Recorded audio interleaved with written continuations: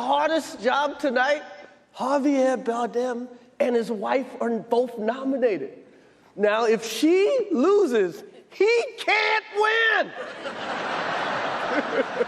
He is praying that Will Smith wins. Like, please, Lord. Jada, I love you. G.I. Jane 2, can't wait to see it. All right?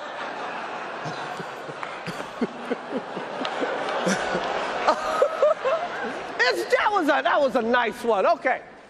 I'm out here. Richard. Oh, wow. Hello friends, welcome back to our channel. आज के video में हम Will Smith and Chris Rock की Oscar के time जो controversy हुई थी उसकी बात करने वाले हैं एंड साथ ही साथ विल स्मिथ की वाइफ की बीमारी जो कि एलोपेशिया है उसके बारे में बात करने वाले हैं। तो बिना किसी को थप्पड़ मारे आज का वीडियो शुरू करते हैं। Let's begin.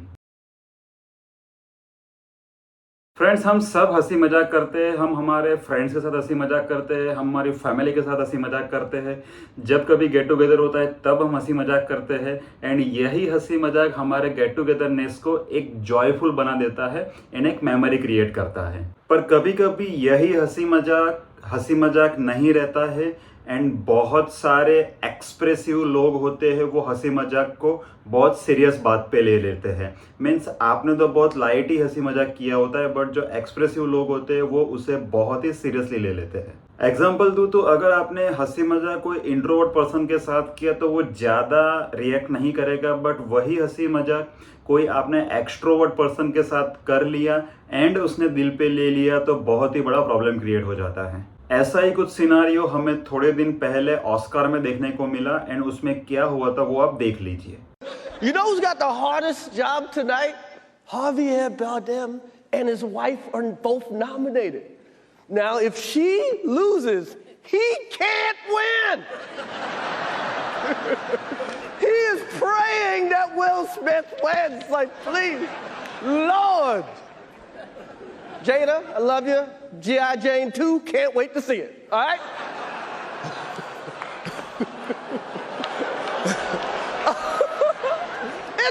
That was a nice one. Okay.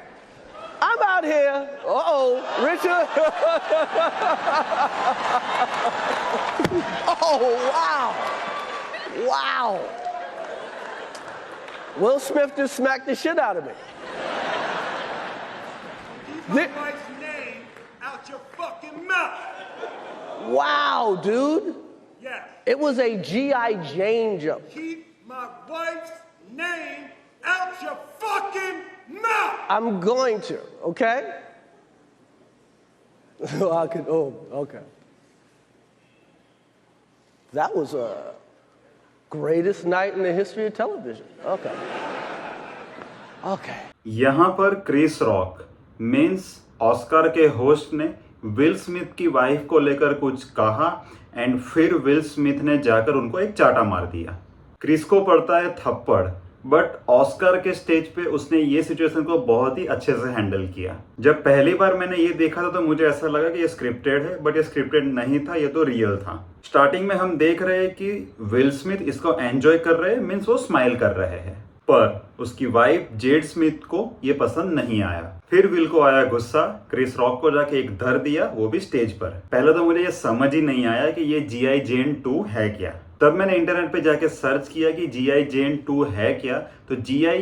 Jane 2 1997 में एक आई हुई अमेरिकन वॉर मूवी है जिसमें डेमी मूरे ने एक्टिंग की थी एंड उनकी hairstyle and Will Smith की वाइफ की हेयर स्टाइल अभी सेम है। ये चीज को लेकर क्रिस रॉक ने मजाक किया एंड सीन क्रिएट हो गया। अभी मुझे ये नहीं पता कि क्रिस रॉक को विल स्मिथ की वाइफ को क्या बीमारी है, उसके बारे में पता होगा कि नहीं होगा, उसने ऐसी हेयर स्टाइल क्यों रखी है, वो विल स्मिथ की वाइफ ने इंस्टाग्राम पे बहुत ही अच्छे से समझाया, ये भी आप देख लीजिए। Now at this point I can only laugh. Now y'all know I've been struggling with alopecia and just all of a sudden one day, look at this line right here. Look at that. Look at that. So it just showed up like that. Now this is going to be a little bit more difficult for me to hide. So I thought I'd just share it so y'all not asking any questions. But you know, Mama's gonna put some rhinestones in there. And I'm just gonna make me a little crown. That's what Mama's gonna do. तो real में ये alopecia एराटा है। Will की wife ने ये बोला कि ये एकदम सडनली हो गया, मीन्स ये बीमारी में ऐसा ही होता है कि रात को आप अपने बाल के साथ सोते हो एंड सुबह को जब आप उठते हो तो कुछ पैचेस में बाल नहीं होते हैं, आपको पता भी नहीं चलता कि ये कैसे हुआ।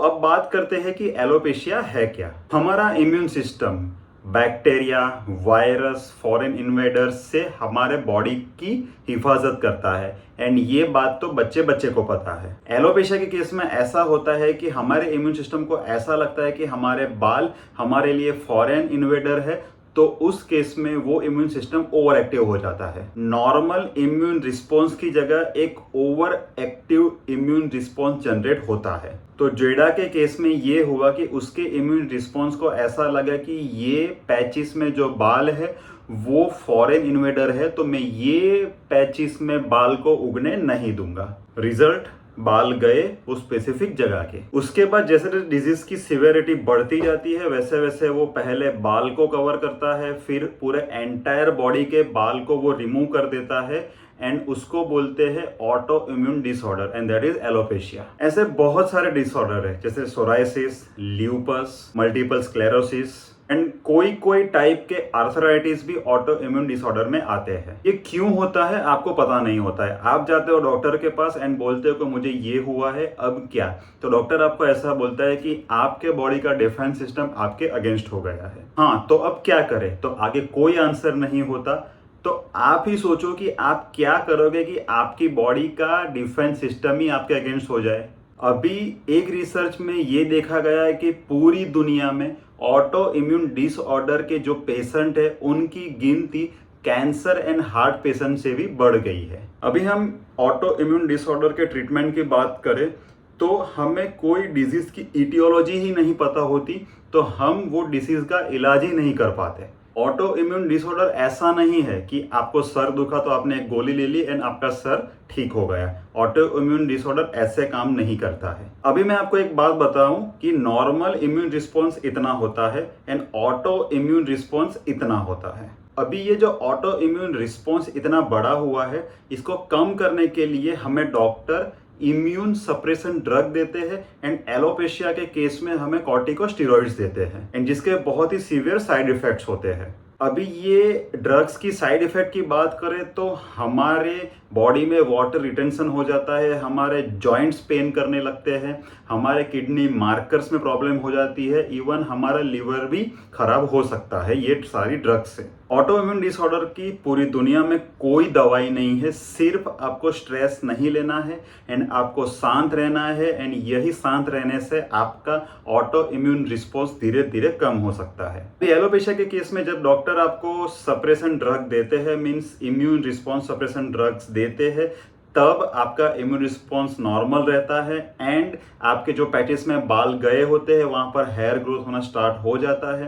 बट वो जब आप मेडिसिन के पीरियड्स में होते हैं तब तक, जैसे ही मेडिसिन आपने बंद किया वो फिर से रिबाउंस हो सकता है। यही सब कुछ मीन्स आप ट्रीटमेंट में गए, ट्रीटमेंट के बाद फिर से वो वापस आ गया, फिर से ट्रीटमेंट में गए, फिर से वो वापस आ गया, आपको साइड इफेक्ट्स होने लगी। ये सब के साथ एक और इफेक्ट आती है एंड वो है साइकोलॉजिकल डिस्ट्रेस एंड ये सिर्फ आपको अकेले को नहीं होता है, आपके फैमिली मेंबर को भी हो जाता है आपके साथ। एंड सेम ऑस्कर के स्टेज पे यही हुआ था कि विल स्मिथ वो कमेंट को एंजॉय कर रहा था, बट जब उसने उसकी वाइफ के सामने देखा तो जाकर उसने क्रिस रॉक को एक थप्पड़ मार दिया। अभी विल ने ठीक किया ये तो मैं नहीं जानता, क्रिस रॉक ने ठीक किया ये भी मैं नहीं जानता, आप हमें कमेंट्स में बताइए। पर मैं क्या मानता हूँ वो मैं आपको बताना चाहता हूँ एक इंग्लिश कोट के थ्रू। ये कोट ऐसा है कि it's not about how hard you hit, it's about how hard you can get hit and still move on. मतलब कि आपको कोई भी बीमारी क्यों ना हो, मीन्स भले ही वो ऑटो इम्यून डिसऑर्डर की ही बीमारी क्यों ना हो, कोई मैटर नहीं करता। सिर्फ मैटर ये करता है कि ये मुश्किल में से आप बाहर कैसे निकलते हो। तो वीडियो अच्छा लगे तो वीडियो को लाइक कर देना, बाकी वीडियो को शेयर भी कर देना अपने फ्रेंड्स के साथ, लाइक कर देना एंड हमारे चैनल को सब्सक्राइब कर देना। हम मिलते हैं ऐसे इंफॉर्मेटिव वीडियो के साथ नेक्स्ट टाइम। टाटा।